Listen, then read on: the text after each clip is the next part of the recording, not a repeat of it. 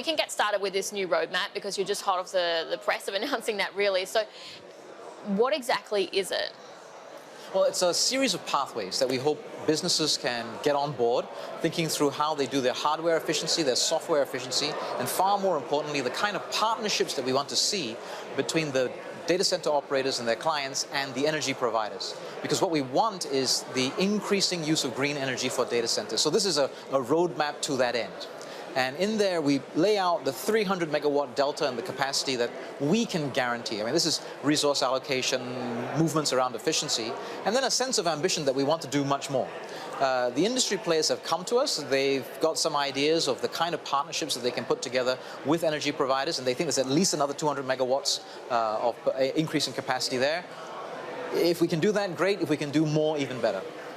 300 megawatts of additional power in the short term, is that enough, do you think? Because, for instance, the World Bank was reporting that the amount of energy that's needed for AI tools is roughly doubling every 100 days. So that is a lot of extra power capacity that's needed.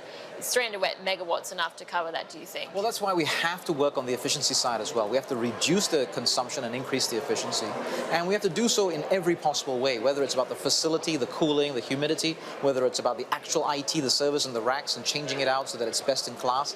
And whether it's about the software, we have to find ways for the business model and the operating model to use software in the most efficient way possible, reduce the energy take as far as possible, and then maximize the benefit out of whatever capacity we can unlock. Whatever capacity we can unlock, ultimately we're constrained by energy and carbon, and we have to meet our 2030 CO2 peak commitments and our 2050 net zero commitments under Paris. And so we want to do both. We want to grow the data center space. We want to increase the utilization of AI-based tools, but we also want to make sure that we do so sustainably and meet our commitments. How do you do that, though? I mean, how much extra efficiency can be squeezed out right now? And where are you also reallocating resources from? Because if you're giving more to data centers, who loses out in this scenario? Well, we are working with industry. So this plan, we didn't just start working with the industry today. What we're publishing today and putting out is on the basis of very strong collaboration with industry partners about what is possible and what is necessary. So the amount that we're talking about, I mean, it's something like a 30 to 35% increase from where we are today. So it's not small. It's a significant gain. It will create opportunity.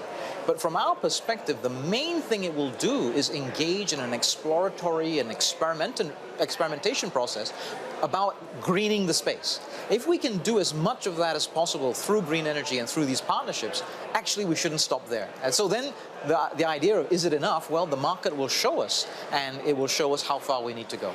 But are you going to be increasing emissions then with this? In the short term, any increase in energy is going to be associated with an increase in emissions. And that's the way it is if you're using fossil fuels.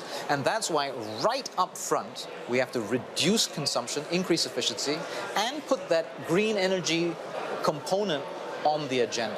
So we're telling the people who are the industry players that we're working with, who want to come to us and say, give us more capacity, we're saying, well, there has to be a green energy component to that proposal.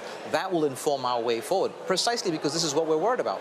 But that increase in emissions, I mean, don't forget, AI is not all bad. We want to use it for good. We want to use it to deliver social good and for public good. And so we need to be able to engage in this space, and that means making the capacity available for increasing AI deployments. But pretty much right now, all of Singapore's energy comes from fossil fuels. Indeed, and that's why we have to work hard for the green energy transition. But where does that green energy come from then? Because Singapore obviously has limited resources available, not just from a land constraint perspective. Indeed, we are a resource-constrained island. We don't have natural resources in the way that many other cities and many other jurisdictions have. We're going to have to import energy. We already do. That's our situation today. If we do as much solar as we can, it might account for, I think, 3 to 5% of our total national needs. And so ultimately, we still have to import energy. What we can do, and what we will do, and we're intending to, is import green energy. Now, exactly what that mix is, how much of that is green electrons, how much of it is hydrogen, how much of it is ammonia, or some other mechanism or medium to bring in green energy, that's not yet settled. Because that's the hard part of the energy transition, working out what are the business models and operating models to get us through. The situation that we face in Singapore we're all going to face eventually. We're just facing it earlier because of the situation that we're in geographically, the situation that we're in terms of our economic development, and being a small resource-constrained island. So we have to get started earlier, and we have to move faster.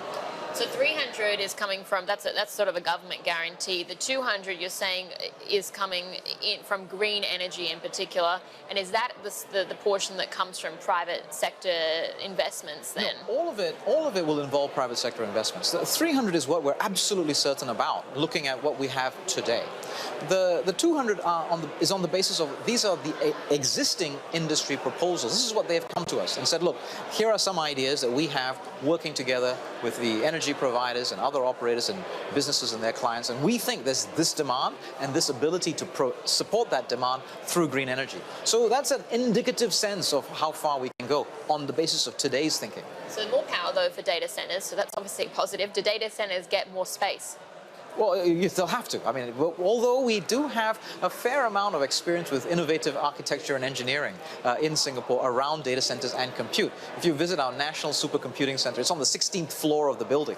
And so we're land constrained. We find ways to make space available. You did say you will give more space to data centers, so what are you thinking about there? As in?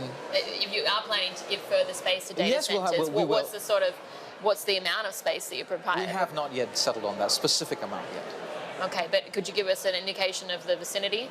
But no, not the specific location or the vicinity. But it's a 30 to 35% increase from where we are today. That's not just going to happen because we turn the temperature up in one data center or a handful of data centers, right? It's going to require the allocation of serious resources in order to do this, and that's what we are going to do. We have seen Singapore, of course, there's that competition perhaps with others in the region. Johor really stands out because we have seen a lot of investment there from the likes of NVIDIA, for instance. There's a ByteDance-backed data center there as well. Are you seeing any sort of ground being lost? The market is large. I mean, there's a lot of opportunity for everybody. We play today a regional role, and we play a role as a global hub. We support businesses throughout the region, just as businesses are also operating in Johor and various other places. So the market is large. There's plenty for everyone. The type of businesses and the type of operations that are located here are not necessarily the same as are located elsewhere. I think these are decisions that businesses will have to make. Most of the businesses that use these large centers and these tier 3 services that we have available in Singapore, 70% of our data centers are tier 3, they are not serving the Singapore market. They're serving a regional market, they're serving a global market. They have operations, including compute operations, in other jurisdictions as well. So this type of partnership, it's not a zero-sum game competition. It's a playbook that has been working very well for some time, creating opportunities for the region, for the businesses, and for Singapore.